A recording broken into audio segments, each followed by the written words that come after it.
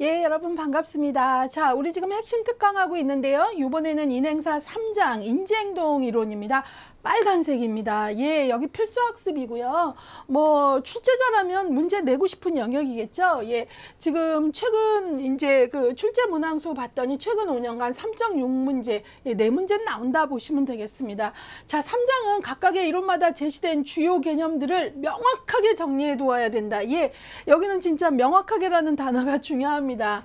피아제의 인지발달 이론, 콜버그의 도덕성 발달 단계, 스키너의 강화와 처벌, 강하게 그 다음에 반듀라의 주요 이론, 이제 관찰학습 과정 등이 자주 출제된다. 특히 피아제의 인지발달 단계는 출제 빈도가 높고 이후에 생애 주기에서도 지속적으로 연계되기 때문에 꼼꼼히 정리해야 된다. 예, 기출 포인트 너무나 잘 잡아줬죠. 예, 그래서 특히 피아제 같은 경우는 여기에서 그냥 멈추는 게 아니라 뒤에 가면 발달 단계별 인지발달 영역에서 계속 반복이 됩니다. 그래서 조금 꽉 잡아두셔야 되고요. 예, 최근에는 피아제의 인지발달에서도 감각운동기 안에서도 하위 6단계가 있는데 그런 어떤 지문까지도 문제에 나오는 상태거든요. 그러니까 공부가 되게 명확하고 정확해야 된다는 요구가 있는 거고요.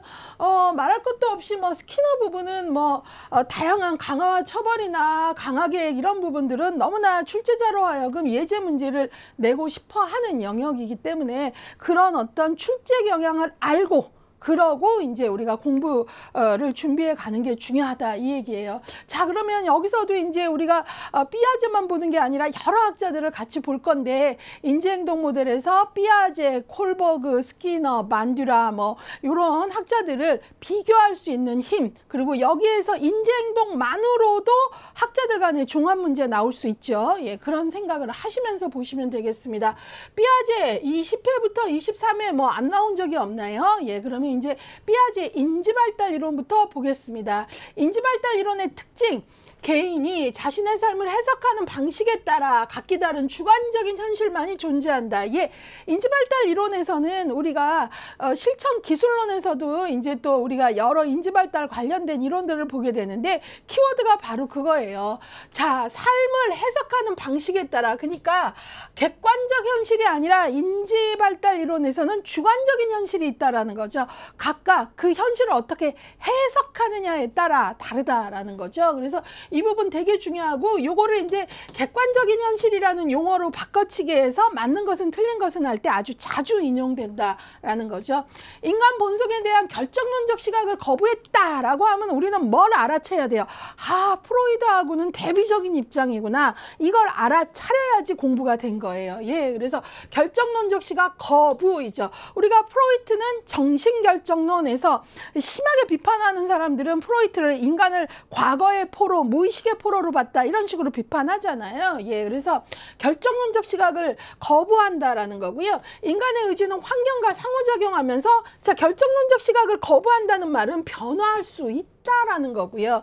프로이트는 인간에 대한 인간관이 뭐예요? 수동적 인간관이라면 변화할 수 있다라는 말은 뭐죠? 능동적인 인간관을 가졌다는 거죠. 그래서 능동적 역할이 중요하다. 사고, 감정, 행동의 상호 관련성, 이것도 중요하죠. 인지발달 이론에서는 사고, 생각이 바뀌면 감정이 달라지고 행동이 달라질 수 있다는 이런 어떤 상호 관련성을 아주 중요시한다는 거죠. 예, 그래서 인지발달 이론의 기본 특성을 잘 잡아주셔야 돼요.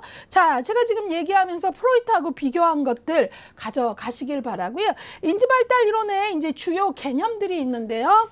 도식, 우리가 스키마 혹은 또 책에 따라서는 쉐마라고도 하는데요. 그 다음에 적응, 그 다음에 조직화, 보존, 예, 이런 개념들은 뭐 아주 기본 중에 기본 개념입니다.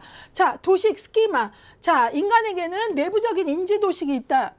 라는 거죠. 인간이 자신의 발달 수준에 따라 아이디어와 개념을 생각하고 이를 조직화하는 방식. 그러니까 우리는 발달 수준에 따라 우리 안에 어때요? 청사진이 다르다라는 거죠. 예, 그래서 내부적 인지 도식이 있다라는 거. 예, 이거를 뭐라 그런다? 피아제는 도식, 스키마. 자, 그 다음에 피아제는 인간의 발달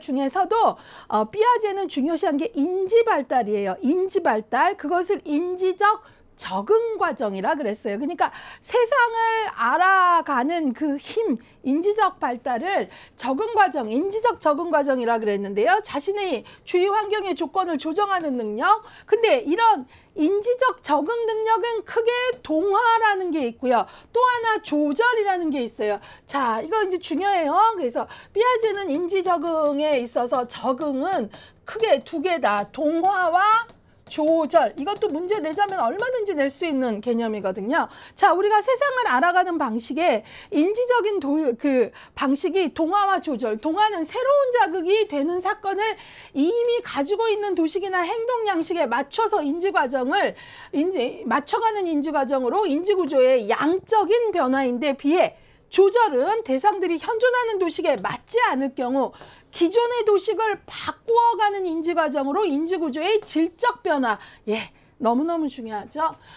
동화는 양적인 거라면 조절은 질적인 거라는 거예요. 이거를 구분을 하셔야 됩니다. 예, 그래서 우리가 세상을 알아가는 인지적 적응 과정에서는 동화와 조절이 있다. 동화는 내가 알고 있는 것에서 양적인 확장을 하는 거라면 조절은 기존에 갖고 있는 도식으로 설명이 안 될 때, 맞지 않을 때 새로운 도식을 만들고 바꾸어가는 인지 과정으로, 그렇기 때문에 질적인 변화에 해당한다. 예, 기본서 들으신 분은 제가 개로 설명했잖아요. 내가 이 아이가 개라는 도식이 있고 공원에 나가서 여러 종류의 개들을 보게 되면 큰 개, 작은 개, 털이 긴 개, 짧은 개, 이렇게 되는 것들은 어때요? 양적으로 넓혀가는 거니까 뭐예요? 동화와 조절 중에 동화라면 근데 시골에 가서 송아지를 봤더니 그것도 갠 줄 알았죠. 처음엔 송아지라는 소라는 도식이 없어서 커다란 농망을 촉촉한 코, 사람을 좋아하는 저 움직임,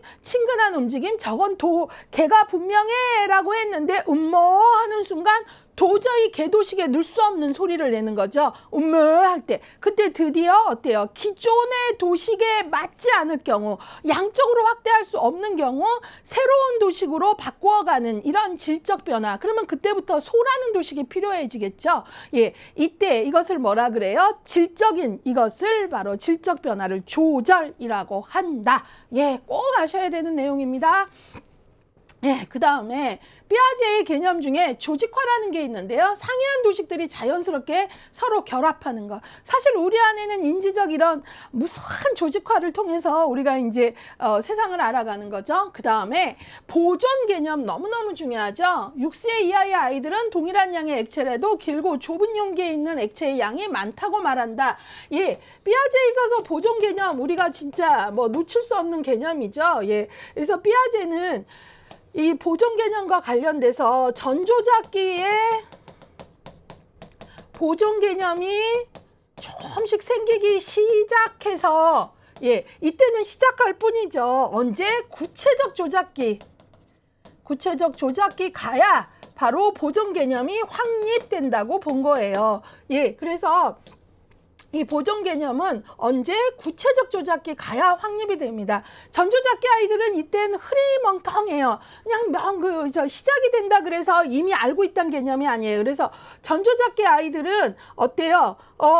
여기 이렇게 높은 비커의 물하고 그 다음에 넓은 비커의 물이 동일한 양이어도 용기가 바뀌면 어디 높이에 눈이 꽂혀버리면 얘가 더 많아요. 그런단 말이에요. 그런데 바로 구체적 조작기의 아이는 이거 거꾸로 넣어봐야 한다라는 역조적의 원리도 이해하게 되고, 그러면서 보존 개념이 확립된다는 거예요. 그래서 전조작기 아이들, 이 전조작기 아이들은 6세 이하의 아이들이겠죠. 얘네들은 어때요?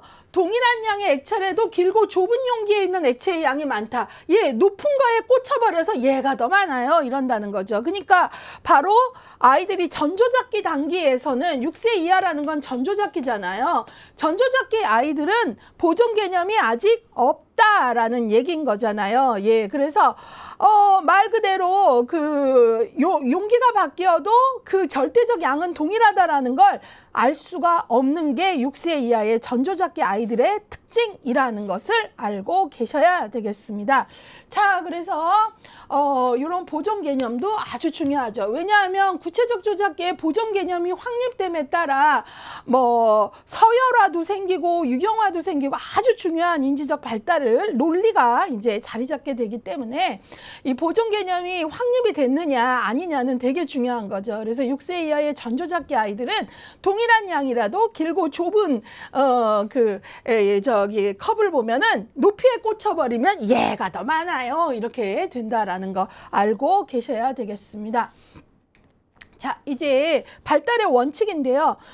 피아제에 있어서의 발달의 원칙은 매우 중요합니다. 자, 각 단계에 도달하는 개인 간 연령 차이는 있으나 순서는 동일함. 예, 피아제는 인간의 인지 발달 단계를 얘기하고 있는데요. 인지 발달 단계에서 바로 피아제가 얘기하는 인지 발달 단계 뭐예요? 감각 운동기, 계속 인용할 거니까 좀 쓸게요. 그 다음에 전조작기, 구체적 조작기, 그 다음에 형식적 조작기. 피아제도 안타깝게 전생의 인지 발달을 얘기하지는 못했는데요. 예, 이런 발달 단계에 있어서 피아제는 요 어떤 연령 간의 차이는 조금 있을 수 있어요, 인간들이. 그러나 이 인지 발달의 순서는 바뀌지 않는다. 순서는 바뀌지 않는다는 건 어느 단계를 뛰어넘거나 순서가 바뀌지 않는다는 거예요. 그러니까 뭐 어떤 아이는 감각운동기에서 전조작기 안 거치고 구체적 조작기로 넘어간다거나 이런 거 불가능하다. 그래서 반드시 발달 순서는 어떻다? 동일하다. 그 얘기는 뭐죠? 순서는 바뀌지 않는다. 제가 이게 너무나 중요하니까 제일 처음에 1강에서도 강조를 했죠. 예, 그 다음에 발달에서 피아제가 얘기하는 건 과도기에는 2단계가 나타날 수 있어요. 그래서 피아제는 뭐 타율적 도덕성, 자율적 도덕성 이렇게 도덕성의 발달을 얘기했지만 7세에서 10세 사이에는 이 두 가지가 10세를 기점으로 도덕성이 타율에서 자율로 바뀌지만 그 7에서 10세 사이에는 두 가지가 이제 같이 나타난다. 이런 것들을 과도기적 특징이라고 얘기합니다.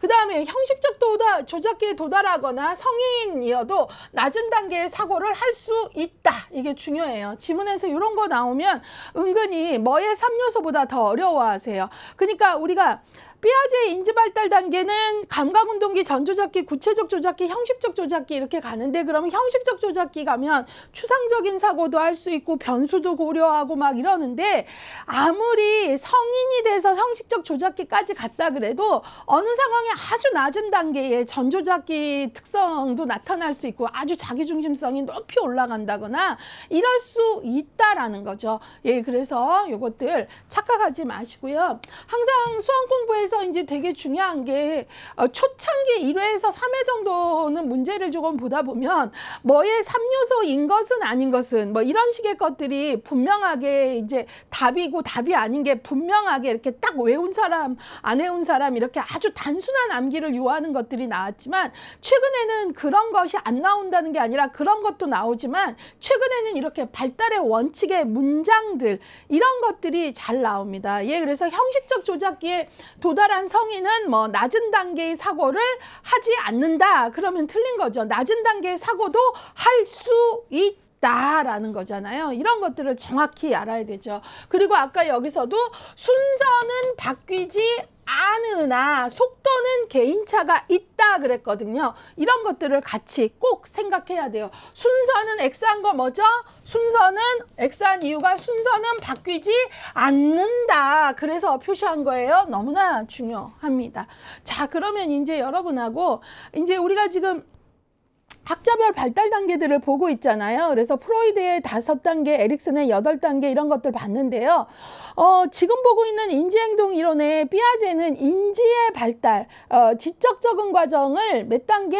하나, 둘, 셋, 네 단계로 나누었어요. 그래서 감각운동기는 0에서 2세, 전조작기 2에서 7세, 구체적 조작기 7에서 12세, 형식적 조작기 12세 이상 했는데 이제 아주 막 중노년기의 인지나 막 이런 것까지는 못 갔죠. 예, 그런데 이때 여러분들이 보셔야 되는 게 감각운동기는 0에서 2세 해갖고요. 이때 감각운동기가 이 안으로 들어가면 하위 6단계가 또 나와요. 근데 이 감각운동기의 하위 6단계도 최근에는 문제로 나오거든요. 그래서 그런 어떤 아주 디테일한 문제가 나올 수 있다라는 것도 우리가 알고 가야 되겠고요. 그 다음에 이제 여기에서 전조잡기로 가면 사실 또 이 전조잡기도 전기와 후기로 나누어집니다. 그래서 전조잡기가 이제 우리가 보통 2세, 7세 이렇게 말하는데요. 예, 2세에서 뭐 3세 뭐 이런 것들을 이제 전기, 그다음에 4세에서 6세, 7세 이렇게는 후기로 보거든요. 그래서 이 안에서도 전조잡기 전기와 후기로 나뉜다. 이런 것들을 조금 알고 가셔야 됩니다. 이건 이제 요약 강의니까 감각운동기의 하위 6단계나 전조잡기를 또 아주 디테일하게 전후기로 나누지는 않지만 이런 개념들까지도 실제 문제에서는 감각운동기 하위 6단계들은 문제로 지문으로 나오고 그런 것들은 나오면 학생들이 되게 그 정답률이 떨어지거든요. 근데 그런 수위까지 문제가 나온다는 건 제가 알려드릴 필요는 있는 것 같아요. 핵심 강의는 이제 아주 중요한 내용들만 골라서 전달해 드리고 또 강의 시간이 제한되어 있어서 제가 일일이 다 풀진 못하지만 문제 수위가 어디까지 나오는지 조금 알려드릴 필요가 있는 것 같아요. 자, 그 다음에 이제 감각운동기에서는 여러분들이 아주 중요한 게 뭐냐면 각 단계마다 중요한 게 있는데 감각운동기는 목적지향적 행동과 대상형 속성 발달, 애착 확립이 아주 중요한 시기예요. 그래서 여러분들이 잘 아시겠지만 애착은 이제 에릭슨으로 말하면 신뢰 대 불신, 주 양육자와의 관계잖아요. 예, 그래서 신뢰를 형성하느냐 불신이냐 뭐 이거 에릭슨하고는 그 단계죠. 그때 이 신뢰가 바로 다른 말로 하면 애착이거든요. 감각운동기의 애착 아주 중요합니다. 예, 자, 그 다음에 또 감각운동기에 아주 중요한 게 목적지향적 행동하고 대상 영속성이 있는데요. 이 목적지향적 행동하고 대상 영속성, 아이들이 이제 목적지향적 행동은 이렇게 기어가다가 저기 곰인형을 만지려고 그러는데 엄마가 손으로 이렇게 앞에서 막으면 엄마 손을 이렇게 밀고 가는 그런 어떤 목적지향적 행동도 나타나고요. 그 다음에 대상형 속성은 눈에 보이지 않아도 그것이 여전히 존재한다라는 걸 아는 걸 대상형 속성이라 그래요. 중요한 개념이거든요. 근데 이게 감각운동기에는 생기기 시작하지만 아직 확립되지 못해요. 아직 이렇게 확립 못 되다가 여기서는 발달하기 시작하다가 이 대상형 속성이 언제 확립되냐면 화살표 잘 따라오세요. 전조잡기에 확립이 됩니다. 예, 그래서 여러분들이 여기 공부에서 아주 중요한 건 이런 것들이 어떻게 변화하는지를 아는 게 아주 중요해요. 그래서 감각운동기에는 목적지향적 행동이 나타나기 시작하고 대상형 속성이 발달하기 시작한다는 맞아요. 예, 그렇지만 감각운동기의 대상형 속성이 완전히 확립한다 그러면 틀린 지문이죠. 왜? 확립은 전조잡기 와야 되니까요. 예, 그러면 이제 전조잡기는 2세에서 7세인데 아까 제가 이것도 전후기로 나눈다 그랬잖아요. 근데 이 전조잡기에서는 자아중심성, 타율적 도덕성, 직관적 사고, 비가역적 사고, 중심화는 또 집중성이라고도 해요. 물알론, 뭐 상상놀이, 뭐 대상형 속성 확립, 보존개념 발달 시작하는데요. 여기서도 여러분 잘 따라와 보세요. 아까 제가 보존개념은 언제 전조잡기에 시작해서 구체적 조잡기에 확립이 된다 그랬잖아요. 예, 여기도 보시면 전조잡기에는 보존개념이 발달하기 시작이에요. 시작. 그쵸? 예. 그런데 보존 개념이 완전히 확립되고 획득된다라고 완전히 확립되는 건 언제냐면 여기서 시작해갖고 잘 따라올게요. 예, 여기. 바로 다음 단계인 구체적 조작기에 가야 획득되고 확립된다는 거예요. 예, 이런 변화를 아시는 게 아주 중요하다라는 거죠. 예, 그래서 그런 이 단계별 변화를 알아야 된다라는 걸 다시 한번 강조하고요. 예, 그 다음에 이제 또 여기서 보시면 잘 따라올게요. 전조잡기에는 피아제는 도덕성을 타율적 도덕과 자율적 도덕으로 나눴는데요. 전조잡기는 타율적 도덕이다가 구체적 조작기 오면 자율적 도덕으로 바뀝니다. 예, 이런 것들이 이제 되게 중요하고요. 전조잡기에는 자아중심성이 되게 높은데요. 구체적 조작기 오면 자아중심성을 극복한다라는 표현을 쓰고 있죠. 자, 그 다음에 전조잡기에는 비가역적 사고라는데 구체적 조작기 오면 가역적 사고로 바뀝니다. 예, 이런 식의 어떤 변화들을 알아차리는 게 아주 중요합니다. 그래서 이 부분 기본서 할 때도 뭐 계속적으로 반복을 해서 알려드렸는데요. 시험이 이 부분이 왜 중요하냐면 이런 식으로 나옵니다. 피아제의 인지발달 단계 중 구체적 조작기에 대한 올바른 설명만 묶어라. 기억, 니은, 디귿, 리을, 조합형 이런 식으로 나오거든요. 결국 그거는 뭐죠? 전조작기 특성만 묶을 줄 알고 구체적 조작기의 특성만 묶을 줄 아느냐를 물어보는 건데 이것들을 섞어놨을 때 알아차리지 못하면 안 된다는 거죠. 예, 그래서 그 부분들이 아주 중요하다라는 걸 강조드립니다. 자, 그래서 이런 거 보고요. 이제 전조작기에서는 이제 자기중심성이 구체적 조작기 오면은 극복이 돼요. 이 얘기는 구체적 조작기가 되면 자기중심성이 극복된다는 건 다른 말로 하면 사회적 조망 수용 능력이 생긴다는 거죠. 조망 수용력. 이게 뭐냐면 전조작기에는 자기중심이었는데 이건 이기심하고 다르죠. 네, 그런데 이때 구체적 조작기에 오면 아이들이 보존 개념이 이때 되면 어때요? 보존 개념이 위에서는 보존 개념이 발달하기 시작이잖아요. 전조작기는. 근데 이때 오면은 보존 개념을 어떻게 해요? 아이들이 분명히 갖는다 그랬잖아요. 보존 개념을 획득하고 확립한다 그랬잖아요. 구체적 조작기 되면. 그렇기 때문에 애들이 되게 많은 변화가 생겨요. 구체적 조작기가 되면 논리가 생겨요. 물론 머릿속으로만 유추하는 건 안 되지만 보이는 것, 만질 수 있는 이런 어떤 것들에 대해서는 구체적 조작기엔 논리가 생기거든요. 왜? 보존 개념이 이때 확립이 됐기 때문에 구체적 조작기에. 그래서 이때 애들이 구체적 조작기에 오면 논리가 많이 발전하는데 그런 보존 개념이 생겼기 때문에 유목화, 바로 서열화가 가능해요. 유목화라는 건 뭐냐면 구체적 조작기의 유목화라는 거는 우리가 큰 이름, 작은 이름, 뭐 생물, 동물, 식물, 또 식물에는 뭐 나무, 꽃 이런 식으로 큰 이름, 작은 이름 분류할 수 있는 그런 것들이 가능한 걸 유목화, 분류화라고 하고요. 그 다음에 서열화는 전조작기 아이들은 제일 길고 제일 짧은 건 찾지만 순서대로 못 놔요. 근데 구체적 조작기 아이들은 이렇게 순서대로 놓을 수 있는 거죠. 이런 변화들이 생긴다는 거죠. 그래서 결국 여기에서 문제로 중요한 건 전조작기 특성이 아닌 것은 구체적 조작기의 특성만 묶어라 이런 거에 반응할 수 있어야 되는 거고요. 예, 그런 게 너무나 중요한 거죠. 그래서 여러분들이 제가 지금 이렇게 화살표를 하면서 설명을 했는데 그것들을 이해를 하셔야 되고요. 이제 형식적 조작기 가면은 이때는 아까 전조작기에는 논리가 보존 개념이 아직 시작이 어렴풋이 됐을 뿐이어서 논리가 잘 안 되죠. 예, 근데 구체적 조작기 가면 눈에 보이는 것 이런 거에 대해서 논리적 사고가 가능해요. 근데 머릿속으로만 유추하는 건 안 되거든요. 그러다가 형식적 조작기 12세 이상이 되면 이제 어때요? 바로 논리가 어떻게 머릿속으로만 유추하는 것까지 가능하니까 이때는 아이들이 뭘 할 수 있냐? 추상적 사고, 가설 설정, 연역적 사고, 뭐 변수에 대한 고려, 체계적 사고, 조합적 사고 이런 것까지 가능해지는 거죠. 자, 그래서 여기에서는 여러분들이 너무너무 중요한 게 뭐냐면 피아제의 입장이 아동의 사고는 부족한 게 아니라 어른의 사고방식과 다르다는 게 피아제의 인지에 대한 중요한 입장이거든요. 그러니까 여기서 중요한 건 요 단계마다 어떻게 인지적 특성이 다른가 이거를 아는 게 너무너무 중요하다는 거죠. 그래서 여러분들이 그런 것들을 아는 공부가 되어야 된다라는 걸 다시 한번 강조하겠습니다.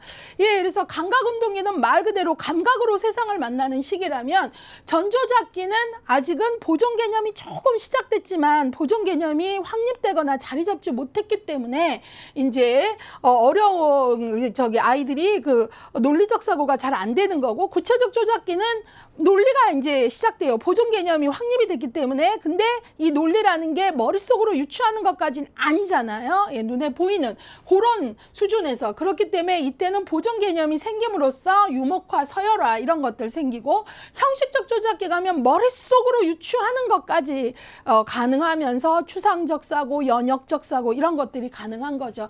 자, 여기 이렇게 변화와 관련된 것들 잘 엮어내시고요.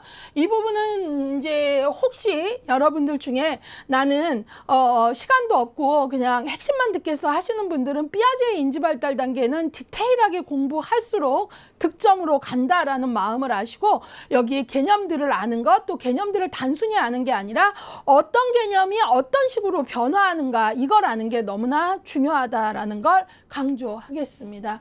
자, 그러면 이제 여기에 아까 얘기했던 여러 개념들을 조금 설명을 풀어놓으면 목적지향적 행동, 대상 영속성 아까 이제 나왔는데요. 감각운동기에는 단순히 특정 목적을 달성하기 위해 의도적으로 행동을 한다. 아까 뭐 했죠? 아이가 기어가서 저기 있는 곰인형을 만지고 싶은데 엄마가 손으로 가리면 엄마 손을 이렇게 밀고 갈 수 있는 거죠. 특정 목적은 달성하기 위해 의도적으로 행동하는 거죠. 대상 영속성, 대상이 시야에 사라져도 계속 존재한다는 걸 아는 거예요. 근데 아이들이 대상 영속성이 처음엔 없죠. 대상이 시야에 사라지면 없는 거라고 생각하는데 대상 영속성이 감각운동기에 생기기 시작하다가 전조잡기 되면 딱 확립을 해요. 그래서 전조잡기가 되면 아이들이 엄마가 없어도 엄마 마트 갔다 올게 아빠랑 있어 하면 울지 않고 있을 수 있죠. 대상 영속성이 자리 잡으면 내 눈에 안 보여도 엄마는 여전히 있는 존재라는 걸 알게 되는 거죠. 언제? 전조잡기가 되어야. 예, 그 다음에 자아중심성, 전조잡기 특징인데요. 다른 사람의 욕구와 관점을 인식하지 못하고 자기중심적으로 보는 거예요. 요 나이 때 자기중심성은 이기심이라고 보기는 어렵고요. 자, 근데 아까도 봤지만 이 자기중심성이 전조잡기에 있다가 구체적 조잡기 갔을 때 어때요? 자기중심성이 없어지잖아요. 그러면서 제가 뭐가 생긴다 그랬죠?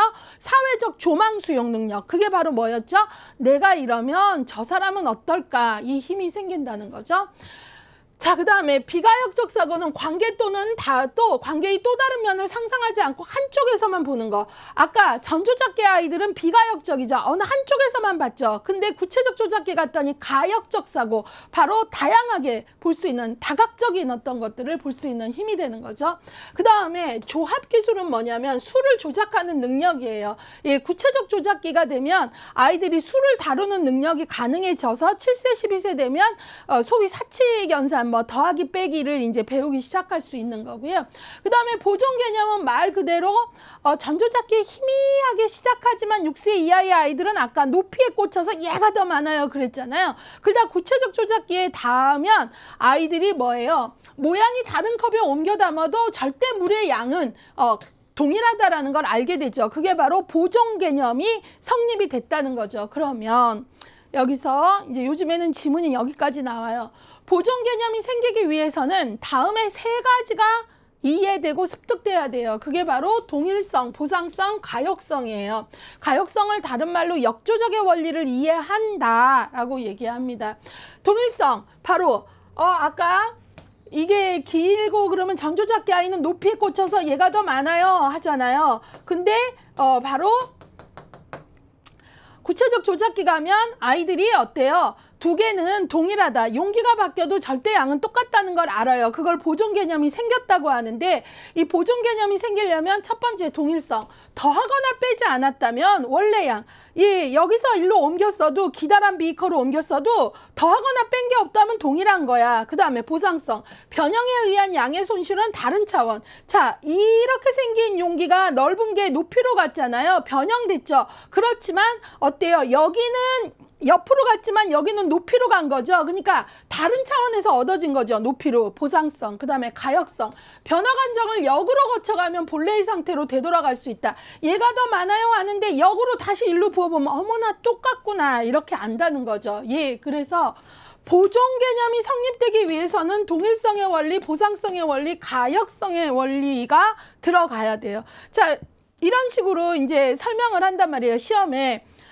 동일성, 보상성, 가역성의 원리가 습득됨으로써 보존 개념이 자리 잡을 수 있다. 그러면 맞죠. 근데 동일성, 보상성, 가역성이 습득됨으로써 뭐 자아중심성을 극복할 수 있다. 그러면 말이 안 되는 거거든요. 그러니까 그런 식으로 표현들을 한단 말이죠. 그러니까 여러분들이 어느 개념이 어느 개념을 설명하기 위한 하위 개념인지 이런 것들을 딱딱 딱 알아야 되는데 어떤 분들은 공부는 되게 오래 하세요. 예. 그러면서 동일성, 보상성, 가역성은 각자 뭔 뜻인지 이해했어요. 근데 그거 이해하느냐고 이 세 가지 개념은 보존 개념을 설명하기 위한 하위 개념인 건 또 놓치고 가시는 거죠. 이렇게 되면 답이 잘 안 보여요. 그래서 항상 공부하실 때 각각의 개념 알기 전에 관계성, 교통정리하고 각각의 개념 정확히 잡고 다시 한번 교통정리된 개념으로 또 한 번 묶어주고, 예, 그래서 보존 개념이 생기려면 동일성, 보상성, 가역성의 원리가 들어가야 돼, 이렇게. 근데 만약에 동일성, 보상성, 비가역성 하면 틀린 거잖아요. 그게 보여져야 된다는 거죠. 그런 공부가 되셔야 된다라는 걸 다시 한번 강조합니다.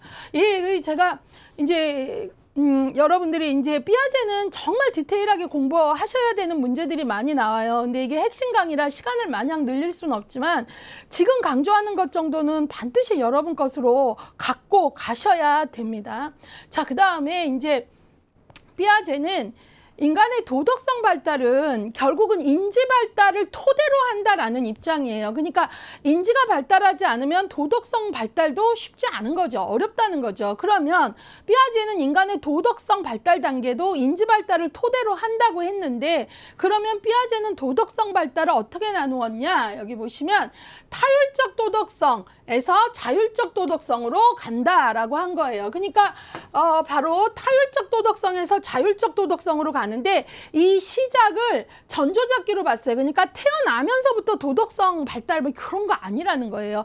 전조잡기, 그것도 전조잡기 좀 후기가 돼야 되는데 이 전조잡기가 돼야 이제 도덕성이 발달하기 시작한다고 보고 있어요. 근데 이 전조잡기에 처음 발달하는 건 타율적 도덕성. 근데 나중에 10세를 기준으로 해서 도덕성이 질적으로 변화한다는 거예요. 그게 바로 타율에서 자율적 도덕성으로 넘어간다. 그러면 여러분들이 피아제는 인간의 도덕성 발달이 자율적 도덕성에서 타율적 도덕성으로 발달한다 그랬으면 틀린 거죠.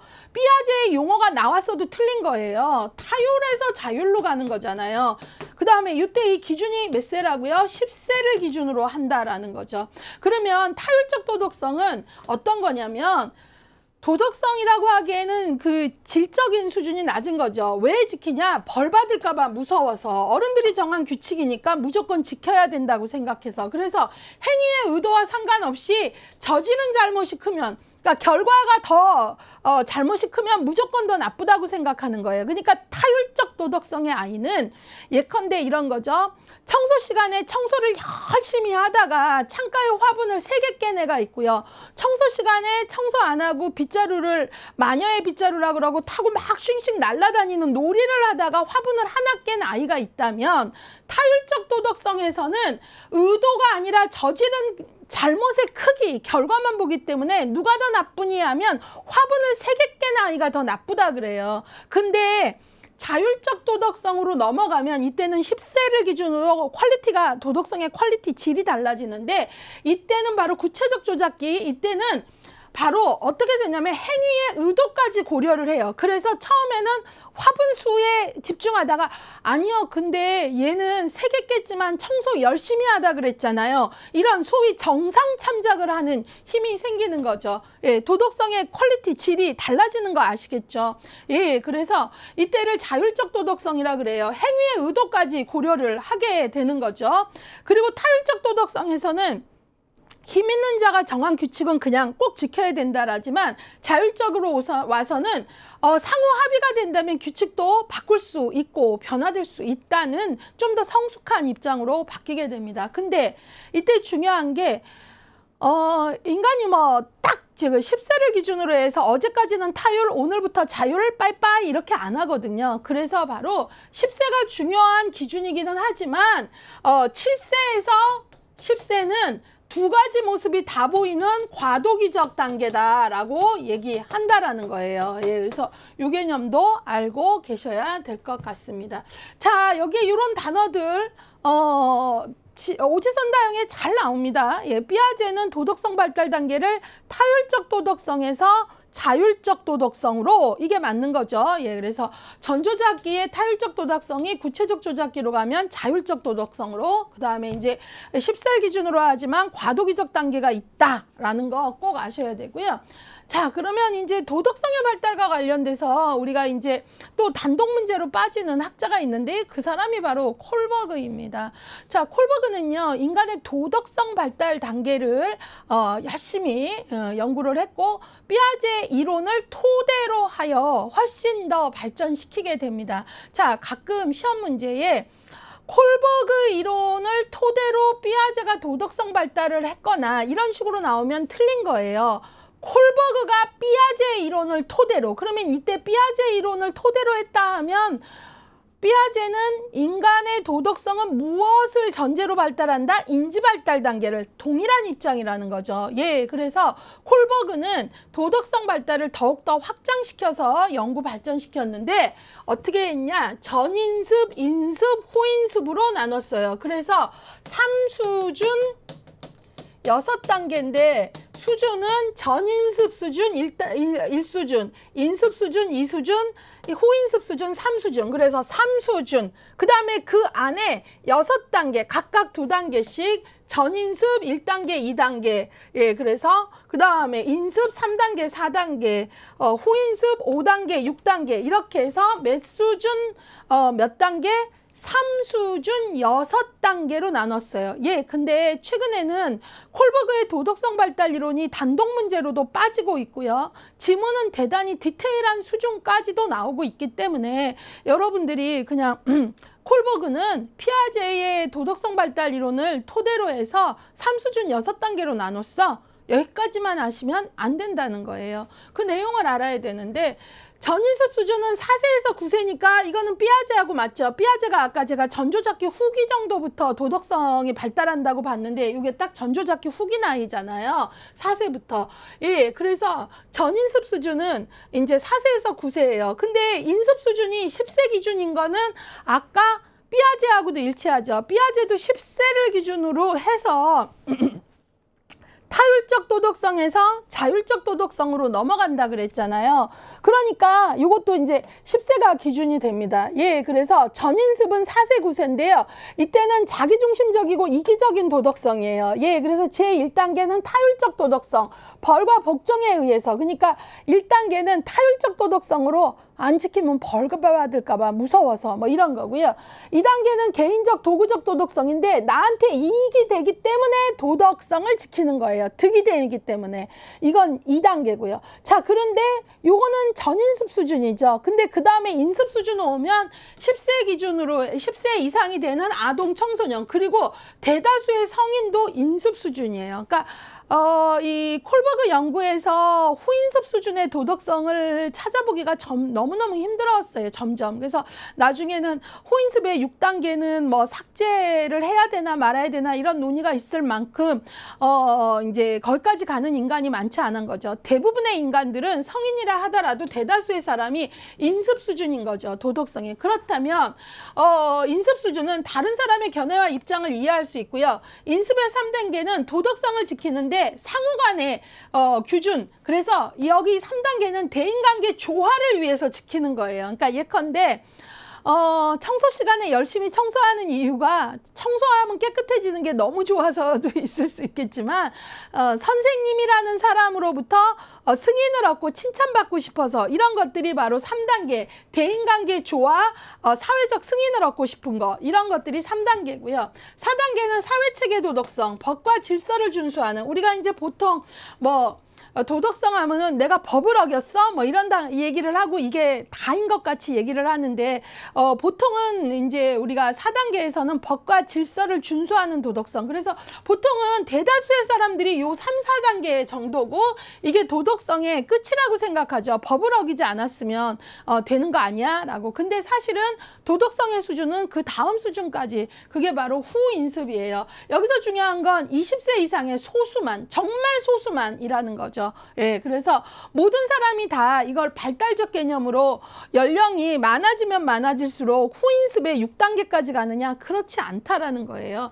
대다수가 인습 수준의 3, 4단계이고요. 어떤 사람은 몸짓은 나이는 성인이지만 되게 2단계의 개인적 이득을 위한 도덕성을 가질 수도 있는 거죠. 예컨대 어떤 사람이 잃어버린 핸드폰을 찾아서 주인을 주는데 그럼 되게 높은 도덕성이라고 생각을 할 수 있는데 주인을 주면서 그 전에 조건이 있어요. 나한테 뭐 보상을 하세요. 이렇게 하면은 뭐예요? 이거는 바로 자신에게 이익이 되는 위해서 지킨 도덕성이잖아요. 그러면 그건 사실은 1수준, 전인습 수준의 2단계 도덕성이거든요. 예, 그래서 모든 사람이 나이를 먹으면서 다 후인습의 5, 6단계까지 간다고 보지 않은 거죠. 그래서 후인습은 20세 이상의 소수만 그럼 후인습, 자신이 인정하는 도덕적 원리를 토대로 한 도덕성으로 여기서 후인습에서는요, 무조건 법이고 질서니까가 아니라 정말 나라는 사람이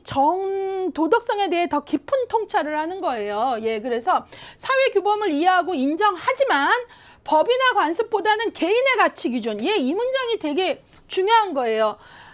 후인습에서는 내가 사회적 규범을 지켜요. 그거는 아까 4단계하고 맞죠? 근데 여기서는 법이나 관습이니까 무조건 따르는 게 아니라 내 개인적 가치 기준에 우선순위를 두고 도덕적 판단을 하는 거예요. 이것이 정말 개인적 가치 기준으로 봤을 때 정말 진정 인권으로 봐도 옳고 보편적 인간의 어떤 원리로도 옳은가 이런 고민을 한다라는 거죠. 예. 그래서 5단계는 인권과 사회복지의 도덕성, 사회계약 정신으로서의 도덕성이고요.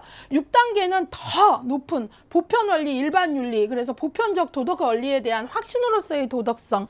그러니까 이제 말 그대로 우리가 그 콜버그의 연구에서 후인습적 도덕성 20세 이상에서도 소수만이고 이제 콜버그 역시도 뭐 6단계의 도덕성의 케이스를 찾아보는 게 너무나 점점 더 어려워졌던 어떤 것들에 대한 고뇌 이런 것들이 있는 거예요. 그래서 여기서 6단계 막 이런 정도 이제 되는 후인습에서는요, 우리가 그냥 법이니까 무조건 옳아가 아니라 그게 정말 옳은지 이런 법을 초월하는 보편적 원리를 생각을 하는 거라는 거죠. 예, 그래서 여러분들이 그런 것들을 잘 보셔야 되고요. 개인마다 도달하는 최종 도덕성의 단계는 똑같지 않습니다. 다를 수 있다라는 얘기를 하는 거예요. 예, 그래서 이게 무조건 나이를 먹으면 후인습으로 가고 5, 6단계까지 간다. 그 개념 아니라는 거 주의하시고, 오히려 후인습에서는 사회규범을 이해하고 인정하지만 법이나 관습보다는 개인의 가치 기준, 여기 개인의 가치 기준이라는 게 개인의 이기심이나 그 얘기가 아니에요. 보다 더 인간 보편의 원리, 이런 보다 더 인간다운 인권, 그 다음에 보편적인 원리, 이런 것들을 더욱더 숙고하는 도덕성을 말하는 겁니다. 그래서 여러분들이 그런 부분들 정확히 알고 계셔야 되겠습니다. 지금까지 문제를 나온 것 보면 우리가 이런 식으로 공부를 해도 공부한 사람도 착각할 수 있는 문장들을 많이 만들어요. 이것들을 정확히 하는 것도 중요하지만 예컨대 콜버그가 피아제 이론을 토대로 도덕성 발달 이론을 확장한 거잖아요. 근데 콜버그 이론을 토대로 피아제가 도덕성 이론을 만들었다, 이런 식의 문장이 나오면 틀린 거거든요. 근데 이제 학생들이 그런 지문에서 정확히 반응을 못하는 경우가 있는 거죠. 그래서 오지선다형은 그냥 어느 정도 공부하면 답이 보이지 않겠어? 이런 생각을 하는데요. 여러분들이 정확히 학습하지 않으면 그냥 휘말립니다. 그래서 명확한 학습을 요구한다라는 걸 다시 한번 강조하고 가겠습니다. 자, 이번에는 그러면 스키너로 옮겨가도록 하겠습니다. 스키너 하면 여러분들이 잘 아시겠지만 행동주의 이론의 아주 대표적인 인물입니다. 그 중에서도 조작적 행동주의의 대표적인 인물이죠. 행동주의. 행동주의 이론의 특징, 내적 동기, 욕구, 지각보다 관찰할 수 있는 행동. 그래서 행동주의에서는 심리 내적인 어떤 다이나믹 이런 거 아니에요. 여기서는 관찰할 수 있는 행동에 초점을 두고요. 인간은 외적 자극에 의해 동기화된다. 외적 자극이 강조되는 거죠. 인간을 보상과 처벌에 따라 유지되는 기계적 존재로 봤어요. 이게 비판받는 이유이기도 합니다. 개인의 독특한 차이는 차별적인 강화 경험에 의해 좌우된다. 그래서 행동주의에서는 문제 행동도 그렇게 강화되었을 뿐이다 라고 보는 입장이에요. 행동주의는 우리가 너무 인간을 환경 결정론적 시각에서 보고 외적 자극에 의해 동기화된다고 봤기 때문에 그래서 인간을 기계적 존재로 본다라고 얘기하는 거죠. 예, 그래서 여러분들이 스키너 이론, 인간을 기계적 존재로 봤다, 외적 자극에 의해서 동기화된다고 봤다. 그런 건 뭐 내적 동기 같은 건 무시하는 거잖아요. 예, 그 다음에 또 지나치게 환경 결정론적 입장이다. 이런 것들을 알고 가셔야 되겠습니다. 자, 그 다음에 우리가 스키너의 행동주의를 알기 위해서는 고전적 조건화와 조작적 조건화를 구분할 수 있어야 되거든요. 예, 그래서 고전적 조건화와 조작적 조건화에 대해서 정확히 알고 가야 되기 때문에 요거를 좀 추가 설명하도록 하겠습니다. 은근히 고전적 조건화와 조작적 조건화를 비교할 수 있는가라는 질문들이 많이 나오기 때문에 추가 설명을 좀 해드리도록 하겠습니다. 예, 기본서에서는 뭐 이런 거 다 디테일하게 해드렸는데 여기서는 조금 짧게 갈게요. 예. 자, 고전적 조건화는 우리가 파블로프의 고전적 조건화, 예, 잘 아시죠? 예. 그 다음에 조작적 조건화는 지금 배우는 스키너입니다. 예. 자, 파블로프의 고전적 조건화에서는 무조건적 자극인 음식물, 예, 음식물을 보면 무조건적 반응으로 침을 흘린다는 걸 알았죠. 예, 그래서 무조건 자극과 무조건 반응. 예, 근데 이제 이거는 조건 형성이 되기 전이죠. 음식만 보면 침 흘리는 거잖아요. 근데 자, 이때 중립자극인 종소리. 예, 이때 종소리가 중립자극이라는 건 처음에 아무 의미가 없다는 거죠. 띠링띠링 아무 의미도 없죠. 그러니까 아무 반응도 없어요. 그런데 조건을 형성하는 중이라는 거는 이거를 이제 어때요? 중립자극을 어떻게 바로 조건자극으로 만드는 거예요. 예, 중립자극인 NS를 조건자극인 Conditional Stimulus CS로 만드는데 어떻게 하냐? 바로 음식을 주기 전에 종소리와 음식을 플러스 연합을 해서 이거를 반드시 여러 번 반복을 하는 거죠. 어떻게?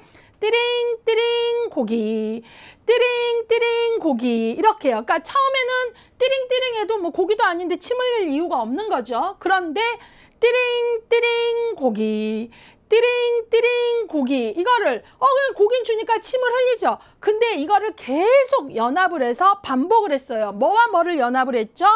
종소리와 고기를 연합을 한 거죠. 그러다 보니까 종소리라는 중성 자극이 어느새 조건 자극으로 돼서 띠링띠링만 해도 바로 얘는 침을 흘리게 된 거죠. 고기 없이도. 그래서 바로 중성 자극인 종소리가 조건 자극이 되어서 조건 반응이 만들어진 거죠. 무조건 반응이 아니라 종소리에는 아무 반응 없던 아이가 이 연합을 통해 반복했더니 띠링띠링 고기, 띠링띠링 고기 하니까 나중에는 띠링띠링만 해도 침을 흘린다. 그래서 조건 반응인 conditional reaction이 형성될 수 있었던 건 바로 왜 그랬어요? 바로 중립자극인 종소리와 무조건 자극인 음식물을 연합을 해서 반복을 계속했더니 중립자극이 조건자극으로 바뀐 거죠. 이해 가셨나요? 예, 그래서 자, 여기서 중요한 건 고전적 조건화는 무의식적 반응에 근거를 한 거예요. 그래서 종소리처럼 바로 계속 어떻게 되는 거죠?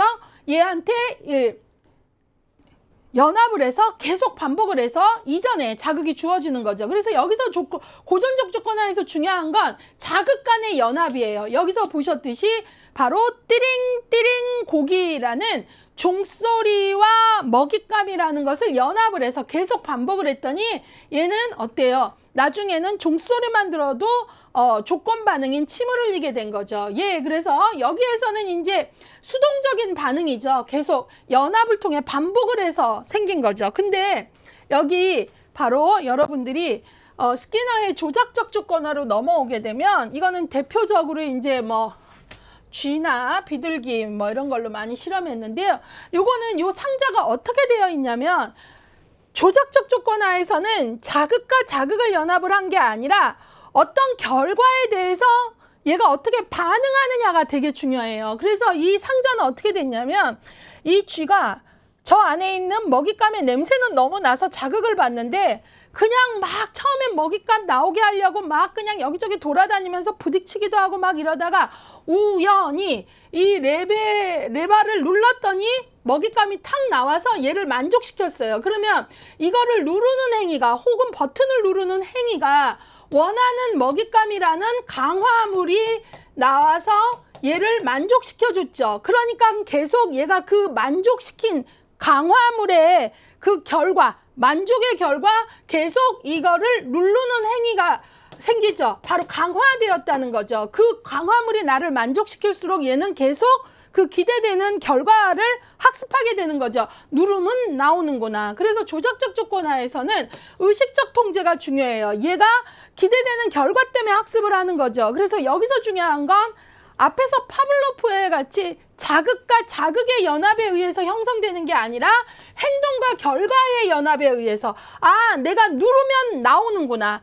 누르는 행동과 먹잇감이 나오는 결과의 연합에 의해서 생성이 된다라는 거죠. 예, 그래서 조작적 조건화의 강조점은 바로 행동의 결과예요. 행동의 결과가 어떠한가에 따라 행동이 달라진다라는 거죠.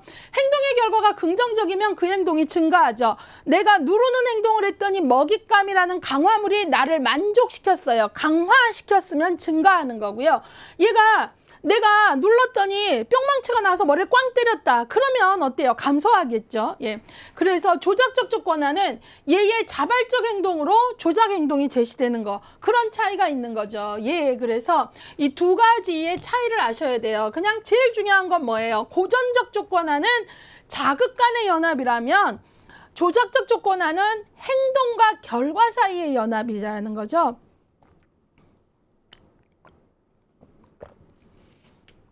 그래서 이 내용을 알고 가셔야 됩니다. 자, 그러면 이제 이 문장 읽어보겠습니다. 파블로프의 고전적 조건화, 그 다음에 스키너의 조작적 조건화. 고전적 조건화는 환경적 자극에 수동적으로 반응함으로써 형성된 반응적 행동을 설명하는 개념이라면, 그쵸? 계속 자극 간의 연합, 띠링띠링 고기, 띠링띠링 고기 이렇게 해서 수동적으로 그 연합에 의해서 생긴 거라면, 조작적 조건화는 환경적 자극에 능동적으로 반응을 했죠. 와, 누를 때 내가 원하는 결과물이 나와주는구나 라는 식으로 내가 능동적으로 반응하여 원하는 결과를 얻기 위해 실행하는 자발적 행동이라는 차이가 있는 거죠. 예, 그래서 이 두 차이를 아시는 게 중요해요. 이게 그냥 제가 문장만 읽어드리면 저도 편한데 문장만 읽어드리면 이쪽에 대해서 전혀 아무 내용도 모르시는 분은 되게 생경한 문장이죠. 그렇게 그냥 생경하게 무조건 외우게 되면 문제 지문이 나와도 변별력이 안 생겨요. 예. 자, 그 다음에 이제 스키너와 관련돼서 제가 고전적 조건화와 조작적 조건화는 설명했어요. 스키너는 조작적 조건화인데 이거를 고전적 조건화하고 비교해서 아는 게 중요하니까 같이 나온 거고요. 스키너의 주요 개념 중에 변별 자극, 소거, 그 다음에 타임아웃, 체계적 동감법 넘겨도 또 있나요? 예. 제가 조금 그래서 또 있네요. 강화 이 뒷장까지 있는데 일단 여기서 요거까지 좀 볼게요. 예.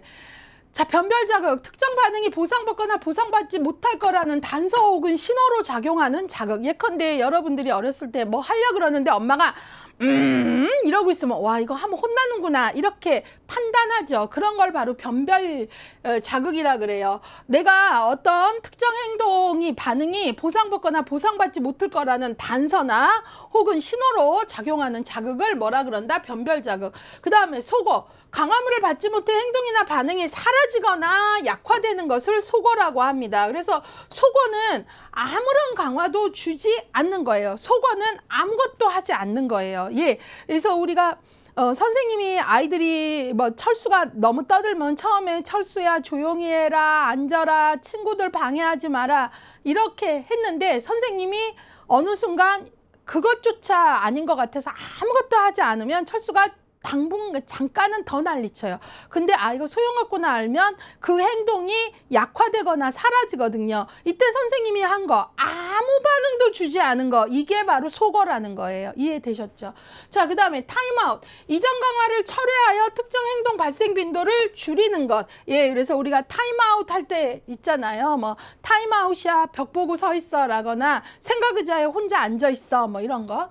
그 다음에 체계적 둔감법. 혐오스러운 대상이나 물체에 대해 접근 빈도나 사고 빈도를 조금씩 높여 혐오 감정을 상쇄하는 것. 예, 체계적 둔감화 시험에 자주 나옵니다. 예, 주로 이제 공포 치료나 두려움 뭐 이런 거에 대해서 많이 하는데요. 체계적 둔감화는 두려운 대상에 한 번에 딱 맞닥뜨리는 게 아니라, 이렇게 한 번에 딱 맞닥뜨리는 건 홍수법이라 그러고요. 그게 아니라 여기에 가장 두려운 어떤 상황을 체계적으로 이렇게 가게 해서 아주 약한 거, 요 정도는 처음에는 두려워하다가 뭐 호흡의 이완, 뭐 심상법, 근육의 이완 이렇게 하면 그 정도는 할 수 있겠다. 그 다음 뭐 이런 식으로 해서 아주 두려워하는 것까지 가게끔 하는 걸 체계적 둔감법이라고 합니다.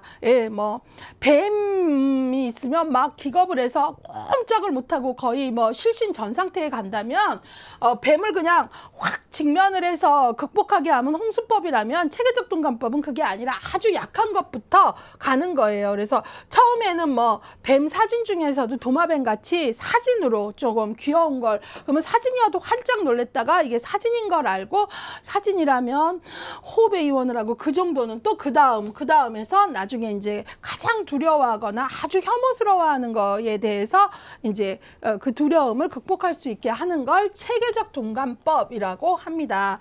자, 체계적 둔감법 같은 거 왜 강조할까요? 시험에 잘 나오고 예제 연결력으로 자주 나오기 때문에 그렇습니다. 자, 그 다음에 이제 강화가 있는데요. 지금 스키너에서 강화 개념 너무나 중요하죠. 특정 행동 빈도를 증가시키는 것을 목적으로 하여 하는 것. 처벌은 특정한 행동 빈도를 감소시키는 것이 목적. 예, 그래서 스키너에 있어서 아주 중요한 개념이 강화와 처벌이거든요. 예, 그래서 이 강화와 처벌에 대해서 이제부터 얘기를 할게요. 우리 교재에 설명이 참 잘 나와 있어요. 그래서 강화고 처벌이고 간에 여러분들이 중요한 게 뭐냐면 우리가 이런 생각을 하는 거죠. 그 강화 처벌과 관련돼서 강화에서도 정적 강화, 부적 강화가 있고 처벌에서도 정적 처벌, 부적 처벌이 있는데 이런 것들을 너무 주관적으로 생각을 해요. 그래서 문제가 나오면 틀려요. 예제로 나오면 더 틀려요. 그래서 여기서 아주 중요한 개념이 이제 뭐냐, 요것들을 이제 조금 그 시각적으로 해드릴게요. 강화와 처벌에서 여러분들이 뭐 또 정적 강화, 부적 강화 이런 것들과 관련돼서 뭐는 좋은 거, 뭐는 나쁜 거 이런 생각은 일단 버리세요. 그게 아니고 강화 처벌에서 중요한 건 첫 번째, 강화는 무조건 어떤 행동의 빈도를 증가해요. 그것이 정적이건 부적이건 강화는 증가해요. 강화가 나오면 끝에가 증가예요. 증가시켰다가 돼야 돼요. 처벌은 정적이건 부적이건 간에 행동의 빈도가 감소하는 게 처벌이에요. 아셨죠? 예, 그러면 정적 강화, 부적 강화가 있는데 정적, 부적에서 중요한 건 뭐냐면, 자, 여기도 정적 처벌, 부적 처벌이 있는데요. 정적에서 중요한 건 제가 지금 같은 색으로 표시를 했는데요. 정적에서 중요한 건 제시함으로써예요. 그리고 부적에서 중요한 건 제거함으로써예요. 이게 핵심이에요. 아셨죠? 예, 그래서 자, 강화에서 정적인 강화를 했다라는 건 원하는 것을 제시해서 증가하게 하는 거예요. 자, 자기 방은 자기가 청소하게 하게끔 엄마가 하고 싶어요. 자기 방 청소를 증가시키고 싶어요. 근데 엄마가 자기 방을 청소할 때마다 500원씩 줬어요. 예, 그러면 원하는 용돈을 받음으로써, 그쵸? 줌으로써, 제시함으로써 증가시켰죠. 그러면 그건 정적 강화인 거예요. 제시함으로써. 근데 부적 강화는 뭐냐면 혐오스러운 결과를 제거함으로써. 예, 그래서 여러분 제일 많이 하는 게, 제가 자꾸 여러 예를 안 들고 그 예들을 조금 일관되게 드는 게 시험 때 딱딱 명료하게 생각나시라고 하는 건데요. 부적 강화에서 제가 많이 드는 예가 자동차 안전벨트죠. 자, 안전벨트 매는 걸 증가시키기 위해서 어떤 강화 방법을 쓰죠? 부적 강화를 써요. 가장 전형적인. 안 매고 출발하면 삐삐삐삐 내가 원치 않는 이 소리를 내가 매는 순간 제거함으로써 그쵸? 그러면서 소리를 제거해 줌으로써 그 행동을 증가시키죠. 그게 바로 부적 강화예요. 안전벨트 매잖아요. 자, 그 다음에 처벌은 무조건 끝이 감소가 되어야 돼요. 정적인 거는 동생을 너무 때리는 애가 있을 때 동생 때리는 걸 감소시키고 싶어요. 엄마가 그럴 때 너가 동생 때리면 혐오스러운 걸 제시해요. 너 동생 때리면 손 들고 있기 30분이야. 이렇게 되면 얘 그거를 제시함으로써 하지. 아우 나 손 들고 있기 너무 팔 아프고 싫어. 그러면 안 하겠죠. 그러면 제시함으로써 회초리로 뭐 맞을 수도 있고 한데 이제 때리는 거는 그 방법은 악순환이에요. 그래서 안 하고 너 동생 때리면 손 들고 있을 거야 하면 어때요? 혐오스러운 손 들고 있기를 제시함으로써 감소시켰으니까 정적인 처벌인 거죠. 근데 만약에 너 동생 때리면 네가 가장 원하는 주마다 주는 5,000원 혹은 10,000원 없어 라고 한다면 원하는 것을 제거함으로써 감소시킨 거죠. 그러면 부적 감소인 거죠. 부적 처벌인 거죠. 이해 가셨어요? 예, 그래서 여러분들이 이 부분에 있어서는 항상 정적인 건 좋은 거, 부적인 건 나쁜 거 이런 느낌적인 느낌 아예 갖지 마세요. 강화는 무조건 정적이건 부적인 거인 거 간에 증가가 목적이고 처벌은 무조건 감소예요. 그리고 정적인 건 뭔가를 제시함으로써 줌으로써 부적인 건 제거함으로써예요. 여기에 포인트를 두셔야 돼요. 수거는 아까도 했지만 아무것도 하지 않는 거죠. 강화를 중지함으로써 하지 않도록 하는 거죠. 예, 그래서 요거를 보시고 아까 여기에도 동일한 설명입니다. 증가, 감소, 예, 그리고 정적 강화, 부적 강화, 정적 처벌, 부적 처벌. 예, 그래서 여러분들이 강화에서는 결국은 정적이건 부적인 건 증가가 목적이고요. 정적인 건 제시함으로써, 부적인 건 철회, 제거함으로써. 감소는 둘 다 감소가 목적이고요. 정적인 거는 제시함으로써, 부적인 건 철회함으로써, 제거함으로써. 여기가 포인트라는 거죠. 자, 여기 왜 강조하겠습니까? 여기 거의 다 문제가 예제로 나와요. 근데 여러분들이 예제에서 정확히 이 기준을 머리에 딱 갖고 있어야 예제 문장을 읽어내는 힘이 있는데 이게 없으면 이제 주관적인 생각이 마구 작동합니다. 예, 정적, 부적, 착하고 안 착하고 뭐 좋고 나쁘고 이런 생각들을 막 하면서 답은 이상하게 나오는 거죠. 이런 거 명확히 잡으시고요. 자, 그 다음에 이제 스키너에서 문제로 많이 나오는 게 강화 계획입니다. 이 부분이 문제로 무척 많이 나옵니다. 예, 그래서 이 부분을 꼭 공부를 하셔야 되는데 이걸 강화 스케줄이라고도 하거든요. 이 부분이 또 나오면 뭘로 나오냐? 예제로 나와요. 그렇기 때문에 아셔야 되는데 일단 강화 계획이라고 할 때는 크게 연속 강화와 그 다음에 간헐적 강화가 있어요. 근데 이 연속 강화하고 간헐적 강화에서 큰 구분을 먼저 하시는 게 중요해요. 연속 강화는 행동이 일어날 때마다 강화물을 주는 거예요. 근데 인간이 100% 연속적 강화를 하긴 어려워요. 예, 그렇지만 연속적 강화는 기본 개념은 행동이 일어날 때마다 강화. 뭐 학교에서 뭐 복도 어느 쪽으로 다녀 뭐 할 때마다 선생님 발견할 때마다 아이고 잘했어 머리를 쓰다듬어 준다거나 이런 식으로 행동이 일어날 때마다 하는 것은 연속적 강화고요. 보통 현실적으로 가능한 건 이제 간헐적 강화인데요. 이 간헐적 강화가 크게 둘로 나눠져요. 여기서 하나는 간격이고요. 그 다음에 하나는 비율입니다.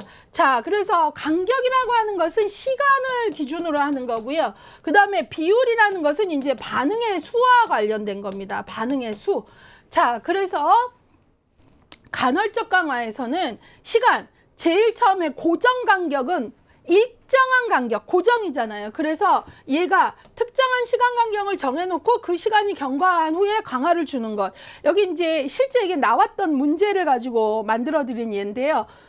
공부하는 아이에게 엄마가 1시간마다 규칙적으로 간식을 주는 건 고정 간격이죠. 그러니까 1시간마다, 그러니까 얘는 소위 예측을 할 수 있죠. 엄마가 1시 반에 줬으면 1시간 후니까 2시 반에 줄 거고, 엄마가 그 1시간마다 와서 줄 거야 하면 얘가 1시에 줬으면 2시, 2시에 줬으면 3시, 1시 반에 줬으면 2시 반 이런 식으로 딱딱 요런 거는 고정간격 강화계획이에요.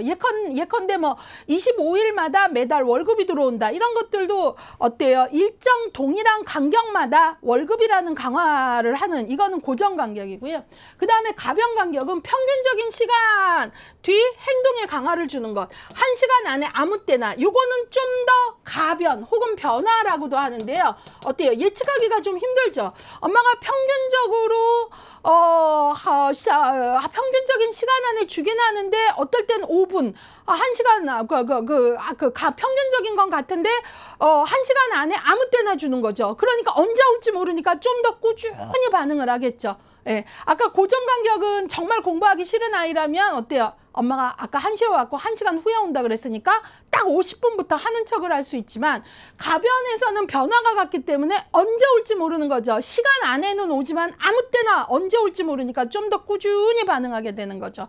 자, 그 다음에 비율은 뭐냐면 반응의 수와 관련되는데, 고정 비율하고 가변 비율이 있어요. 고정 비율은 특정한 행동이 일정한 수만큼 일어났을 때, 자, 그래서 이거는 그 반응이 일정한 수만큼 일어났을 때 50문제 풀 때마다 간식을 준다거나 이런 거죠. 그래서 고정 비율은 예컨대 반응의 수니까요. 뭐 과수원에서 큰 바구니를 하나 주면서 일당을 어떻게 주실 겁니까 하니까, 이 큰 바구니를 하나 가득 복숭아를 딸 때마다 뭐 10,000원을 드릴게요, 5,000원을 드릴게요, 뭐 이렇게 했다. 그러면 일정한 반응이 바구니 하나를 채울 때마다 5,000원씩 드릴게요 한 거니까 이거는 고정 비율이죠.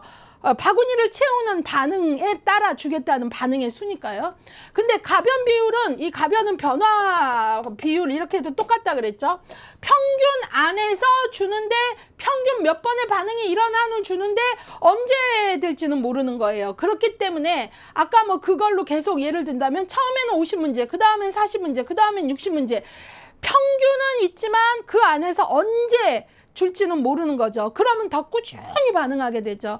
여러분들이 뭐 그 도박장의 슬롯머신 같은 게 어때요? 평균적으로 나오긴 나오는데 언제 나올지 모르니까 계속 어때요? 나한테 나올 것 같으니까 꾸준히 반응하게 되잖아요. 그래서 중독이 된다는 얘기예요. 자, 이런 식으로 여러분들이 예제 연결력을 가져야 됩니다. 여기는 거의 예제로 문제 나오고요. 난이도 얼마든지 높일 수 있습니다. 예, 그래서 단독 문제로도 손 예제로만 빠진 적도 있고요. 자, 그래서 이걸 좀 보셔야 되고요. 여기서 또 하나 중요한 건 그러면 어떻게 해야 이 상대가 꾸준히 반응하게끔 하는 게 제일 큰 목적이잖아요. 지속성이 제일 강한 건 뭐냐? 거꾸로 올라가면 돼요. 제일 강한 건 가변 비율, 그 다음에 고정 비율, 그 다음에 가변 간격, 고정 간격입니다. 예, 그래서 여기서는 예제로 어떤 강화 계획이냐라고도 문제가 나올 수 있지만, 아이고, 예. 어떤 예제가 나오고 이게 어떤 강화 계획이냐라고도 문제가 나올 수 있지만, 또 하나 나올 수 있는 거는 지속성의 순위를 물어볼 수 있다는 거죠. 예, 그래서 지속성의 순위까지도 꼭 여러분의 것으로 만드시기를 바랍니다. 예, 그래서 이 부분 너무너무 중요하다는 걸 강조하고 가겠습니다. 예, 그래서 예제로 정말 많이 나와요. 예. 자, 그러면 이제 스키너와 관련해서는 말씀드렸듯이 아까 강화와 처벌도 예제 문제 나올 수 있고, 강화 계획도 예제 문제로 나올 수 있고, 이런 거잖아요. 예. 자, 이번에는 반듀라로 가도록 하겠습니다. 반듀라는요, 여러분들이 사회학습 이론이라고 해요. 예, 그래서 사회학습 이론이라는 걸 좀 아셔야 되고요. 사회학습 이론, 뭐 관찰학습 이론 이런 말들 하는데요. 인간 행동의 결정 요인으로 사회적 요소를 중요하게 고려합니다. 대부분의 학습은 다른 사람의 행동을 관찰, 모방한 결과로 이루어진다라는 게 반듀라의 놀라운 발견이에요.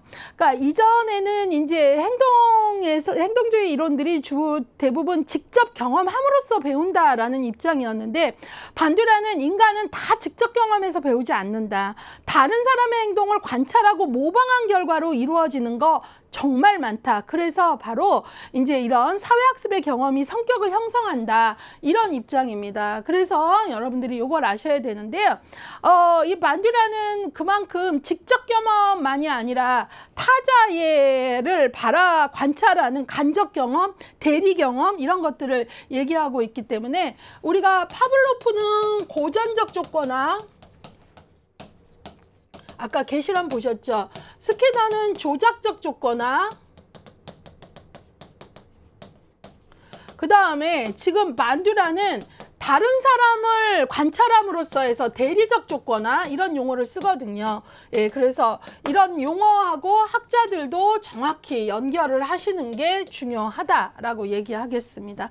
자, 그러면 알버트 반듀라의 사회학습 이론에서 중요한 개념들은 무엇일까라고 보시면 자기조정, 자기규제, 자기강화, 자기효능감, 자기효율성, 상호결정론, 모델링, 관찰학습, 대리학습 이런 것들이 나오거든요. 예, 그래서 요것들을 볼게요.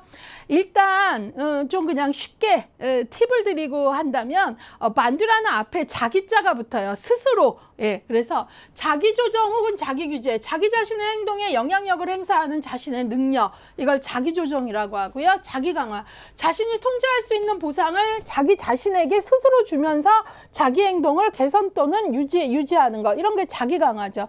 여러분들이 만약에 오늘 내가 스터디 카페 가서 8시간 공부를 할 거야. 그랬는데 정말 집중해서 스마트폰 덮고 제대로 잘했어요. 그러면 내가 끝나고 갈 때 빵집에 가서 조각 케이크를 나한테 하나 사줘야지. 이렇게 했다면 내가 자기에게 보상을 줌으로써 내 행동을 유지하고 개선하는 거잖아요. 이런 게 바로 자기 강화. 꼭 타자에 의한 강화만으로 아니어도 된다라는 거죠. 그 다음에 이제 그 유명한 자기 효율감. 바람직한 효과를 산출하는 행동을 성공적으로 수행할 수 있다는 자기 자신에 대한 믿음. 이걸 자기 효율성, 자기 효능감이라고도 많이 하는데요. 내가 나에 대한 믿음이에요. 어떤 믿음이냐면 잘 해낼 수 있어 라는 거죠. 내가 쟤보다 속도는 좀 느리지만 나는 결국 잘 해낼 수 있어. 그런 어떤 자기 자신의 능력에 대한 믿음을 자기 효율성 혹은 자기 효능감이라고 합니다. 대단히 중요한 개념이고요.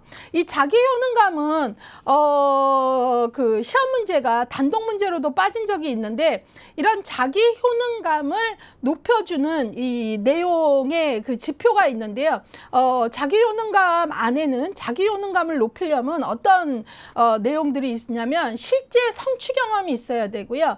그 다음에 이제 대리 경험, 언어적 설득, 그 다음에 정서적 각성 이런 4가지들을 말하고 있습니다.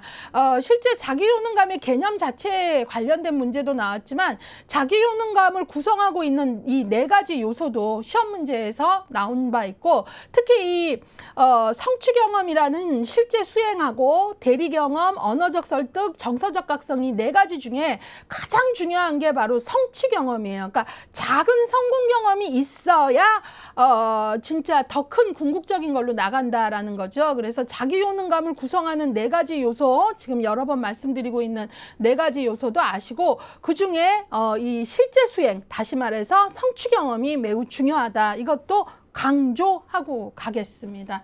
자, 그 다음에 상호결정론이라는 게 있는데요. 개인 행동, 환경의 상호작용인데요. 이게 되게 중요합니다. 뭐냐면 스키너는 환경결정론이죠. 예.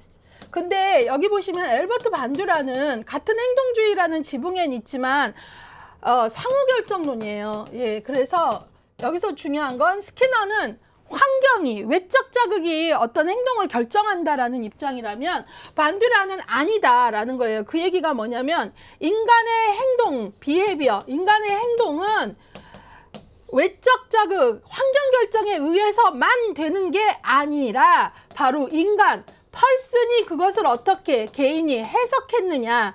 그 다음에 이 environment, 환경, 이 3가지가 서로 긴밀하게 영향을 주고받으면서 행동을 결정한다는 거예요. 그러니까 서로 영향을 주고받으니까 환경결정론이 아니라 상호결정론이죠. 특히 이 반듀라는 이 환경에 대해서 개인이 어떻게 해석하고 판단하느냐에 따라 행동이 나온다라는 걸 강조하고 있어요. 그래서 개인, person, 행동, behavior, 그 다음에 환경, environment, 이 세 가지가 상호작용하는 거지 상호결정론이지 오로지 환경에 의해서만 결정되는 스키너 입장 아니다라는 그 입장의 차이를 아셔야 된다라는 거죠. 예, 그래서 이런 단어들,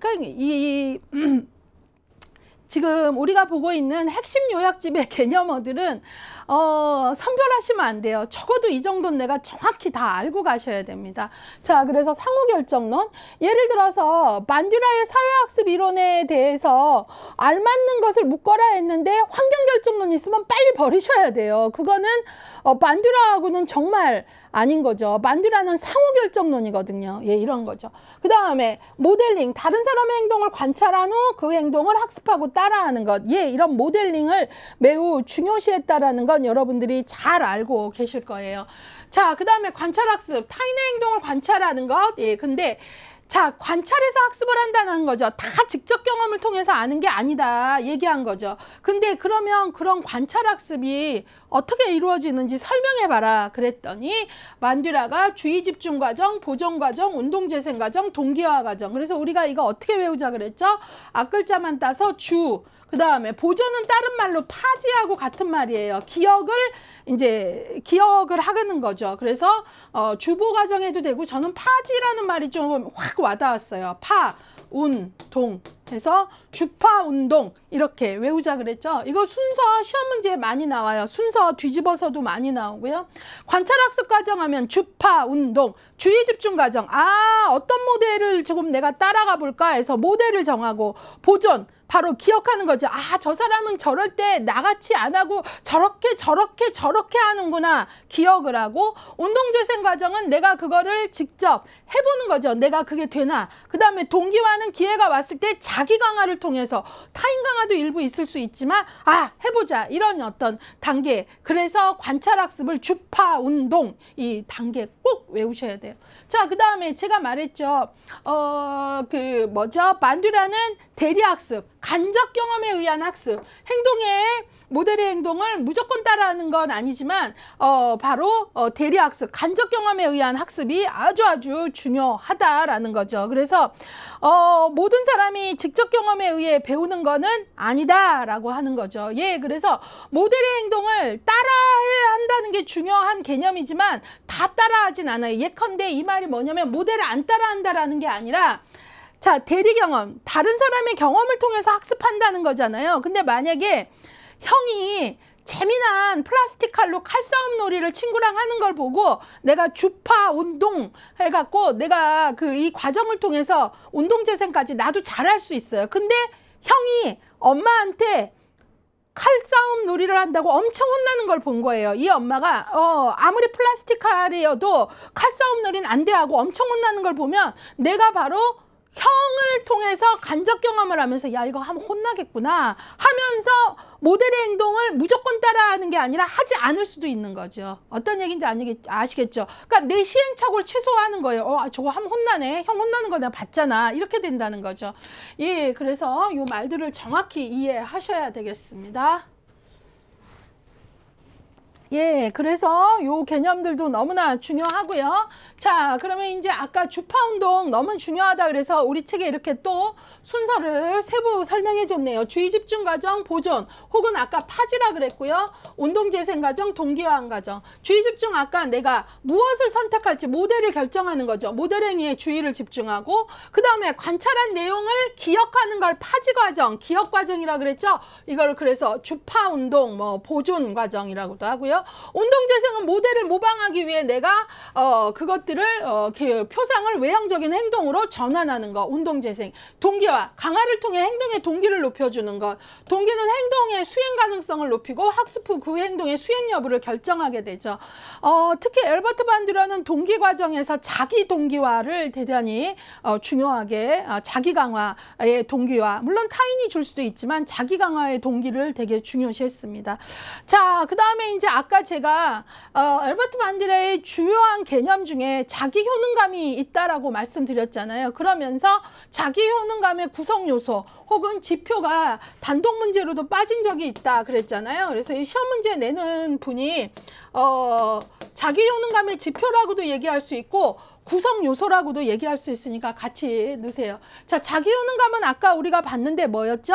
내가 나를 믿는 힘, 특히 그 중에 뭘 믿는 거예요? 나의 능력, 나도 잘 해낼 수 있어. 예, 실제로 1급 시험 공부를 하는 친구들 보면 어떤 친구는 공부 되게 많이 했고 준비가 잘 된 상태인데도 잘할 수 있을까 하고 되게 초조하고 불안하고 자기를 좀 못 믿는 친구가 있는가 하면 어떤 친구는 상대적으로 잘 해낼 수 있어 라는 자기 믿음이 있을 수 있거든요. 이런 효능감의 차이가 있어요. 근데 이런 효능감을 구성하는 요소들이 바로 실제 수행, 이게 이제 성취 경험이에요. 성취 경험.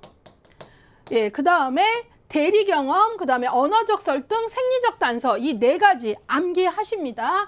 예, 실제 수행은 개인이 실제로 어떤 경험을 시도해보고 주어진 과제마다 성공함으로써 효능감이 발달한다. 그래서 이 네 가지 중에서도 시험 지문이 거기까지도 나와요. 자기 효능감 지표 네 가지가 뭐냐도 물어보지만 어디까지 나오냐면 이 네 가지 중에 엘버트 반디라가 가장 중요하게 생각한 효능감 지표는 실제 수행이에요. 다른 말로 하면 바로 성취 경험이죠. 예, 그래서 애들에게, 자녀에게나 학생에게 효능감을 높여주기 위해서는 뭐가 중요하냐? 실제 경험, 작은 성공 경험, 성취 경험을 하도록 하는 게 가장 중요하다는 거죠. 엄청나게 어려운 걸 목적으로 세워서 그걸 해야 네가 훌륭해 그러지 말고 작은 성공 경험이 쌓여서 더 나아갈 수 있도록 하는 거예요. 그래서 실제 수행, 성취 경험이 제일 중요하다고 봤고요. 대리 경험은 다른 모델의 성공 사례를 관찰함으로써 나도 해낼 수 있다라는 게 생기는 거죠. 예. 그 다음에 대리니까요. 언어적 설득, 다른 사람의 격려, 칭찬, 지지적 피드백, 이게 이제 효능감. 그러니까 내 자녀나 학생이 효능감을 갖게 하고 싶으면 설득도 되게 중요한 거죠. 격려하는 말, 칭찬하는 말, 지지하는 말. 그 다음에 생리적 단서. 이거를 이제 정서적 단서라고도 하는데요. 정서적 각성 상태가 자기 효능감에 영향을 주는데 불안은 낮은 자기 효능감 판단을, 유쾌한 기분은 높은 자기 효능감 판단을 시사함. 그러니까 우리가 어때요? 이 생리적 단서, 이게 중요하죠. 말 그대로 불안을 관리하는 힘 같은 것도. 시험을 앞두고 어떤 학생은 불안 관리가 되는데 어떤 학생은 불안 관리가 안 돼서 무너지기도 한단 말이죠. 이런 요소들이 잘 해낼 수 있을 거야 라는 내 능력에 대한 믿음, 이 효능감을 형성하는 네 가지 구성 요소 반드시 암기하시고, 이 네 가지 중에 엘버트 반디라가 임상적인 경험에서 가장 효능감에 중요한 영향을 미치는 걸로 제시한 건 바로 실제 수행, 성취 경험이다라는 걸 다시 한번 강조하겠습니다. 자, 그래서 여러분들이 이제 조금 이제 말도 빠르고 내용도 많고, 그래서 이제 기본서부터 차근차근 다져오신 분은 이게 이제 핵심 요약이 되는 느낌으로 오면서 조금 이렇게 자기 것으로 다지는 데 도움이 되지만, 핵심 요약집으로만 조금 내가 급하지만 해보겠다 하시는 분은 처음에는 조금 어려우실 수 있는데요. 반복해서 들으시고요. 아주 어려운 부분은 그 부분만이라도 조금 기본서를 듣는 거 권하고요. 아무래도 기본서는 좀 더 예제도 많이 넣어드리고 좀 더 설명을 조금 풍요롭게 하려고 노력을 했습니다. 자, 그러면 이제 지금 우리가 본 3장 인지행동 이론, 여기에도 지금 여러 학자가 나와 있죠. 피아제의 인지발달 이론, 스키너의 행동주의, 반듀라의 사회학습 이론, 콜버그의 도덕성 발달 이론, 이렇게 봤는데요.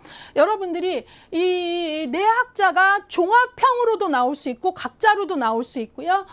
그 다음에 기출해독을 가시면 인지행동 이론이라는 이 안에서 기출의 분포를 보실 수 있는데, 피아제가 단연코 13문항 높고요. 그 다음에 스키너 11문항, 이건 최근 10년의 통계입니다. 반듀라가 8문항, 그 다음에 콜버그가 3문항. 여기서 주의하시는 건 콜버그는 3문제밖에 안 돼 하시는데요. 콜버그 단독 문제로 나온 게 세 문제라는 거고요. 종합 문제나 이런 데 콜버그 인용은 정말 많이 됩니다. 그렇기 때문에 콜버그를 여러분들이 너무 가볍게 생각하지 마시라는 얘기를 강조하고 가겠습니다. 자, 그래서 기출회독, 3회독 시스템을 통해서 특히 자신 없는 부분, 특히 피아제 같은 경우는 기출회독 공부 정말 너무너무 중요하고, 피아제가 어려운 부분들을 기출회독은 계속 어느 부분이 흔들릴 수 있는지를 딱 알아차리고 마련해 드린 수험서거든요. 그래서 틀리면서 왜 틀렸나 확인하고 하면서 내 걸로 만들 수 있게 되어 있기 때문에 그런 것들을 적극 활용하시면 잘 해낼 수 있습니다. 연동해서 실력 체크, 기본 쌓기, 그 다음에 OX 퀴즈 다 PDF 파일 넣어드리거든요. 출력해서 문제 풀어보세요. 문제를 풀어볼 때 내가 이걸 그냥 막연히 아는지 진짜 변별력을 갖고 있는지 스스로 확인해 보실 수 있습니다. 나눔의 집 책들이 갖고 있는 좋은 시스템들을 적극 활용하시기를 바랍니다.